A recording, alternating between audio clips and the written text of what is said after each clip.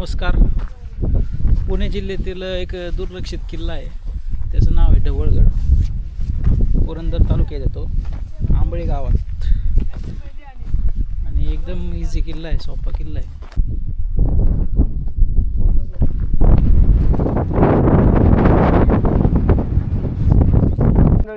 किल्ल्यावरती जायला पायरी मार्ग आहे.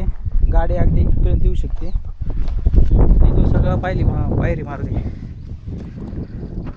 ढवळगड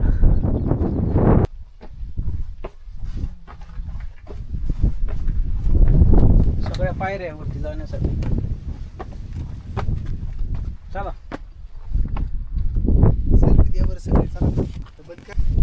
गडावरती ढवळेश्वराचं मंदिर आहे, त्याच्यामुळे त्याला ढवळगड म्हणतात. आणि हा पुणे जिल्ह्यातला जरा दुर्लक्षित राहिलेला किल्ला आहे. सहसा इकडं कोणी येत नाही.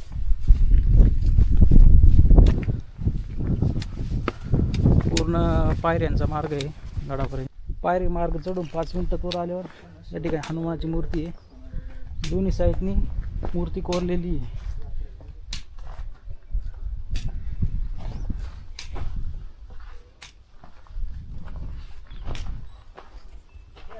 गौरव सर, हा कोणता दगड आहे पायरी मार्गाला वापरला? हा दगड जो आहे हो रत्नागिरीमध्ये आहे ना, रत्नागिरी कोकण पट्ट्यामध्ये जी रत्नागिरीची जी घरं आहेत तिकडला जो लोकवस्ती आहे, जास्त करून घरं बांधण्यासाठी ह्या जांभा दगडाचा उपयोग करतात. त्याला जांभा दगड असं म्हणतात. म्हणजे खास कोकणातून मागवलेलं. खास करून मला तरी असं वाटतं हा कोकणातून मागवलेला आहे. कारण ह्या दगडाचं एक मूळ वैशिष्ट्य म्हणजे दिसायला चांगलं आहे. दिसायला चांगलं आहे. आपल्याला बाहेरचा जो आउटर एरिया आहे, आपण प्लास्टर करतो, प्लास्टर केल्यानंतर मग पेंटिंग वगैरे त्या खर्चात पडायचंच नाही. हे एक नंबर कोकणातल्या लोकांची मला ही सवय आवडते. गडावरती हनुमानाचं एक मंदिर आहे, नंतर महादेवाचं एक आहे, आणि गडाला तटबंदी पण आहे, एक बुरुज पण आहे.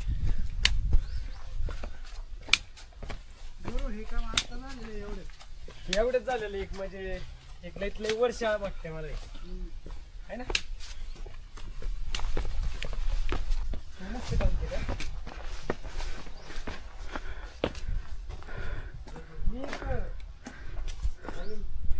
थोड्याच अंतरावरती एक गणपतीचं मंदिर आहे, कोरलेलं आहे गणपती ना. पायरी मार्गाचं झाल्यानंतर तर वरच्या साईडला जायचे.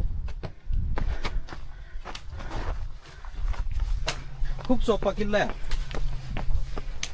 खूप म्हणजे खूपच. पायरी मार्ग चढून आल्यानंतर इथे किल्ल्याचा बुरुज आणि प्रवेशद्वार.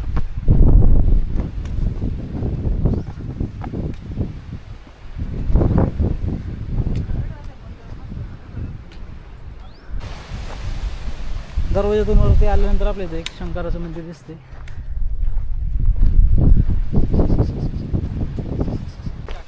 ढवळेश्वर मंदिर.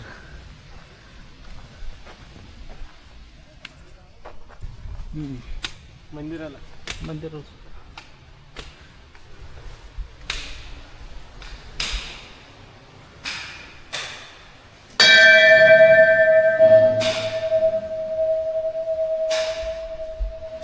खूपच सुंदर पिंड आहे महादेवाची.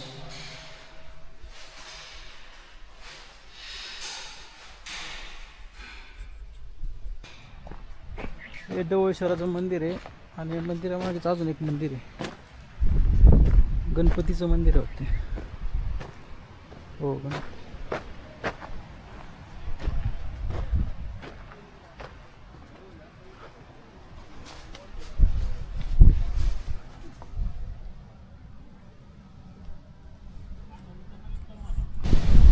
सरक सरक ना.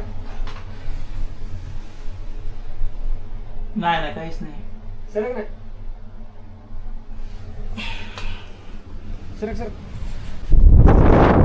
मंदिर पाहून आलो. आता समोर छत्रपती संभाजी महाराजांचं स्मारक आहे, ते तिकडे जायचे पाहिजे.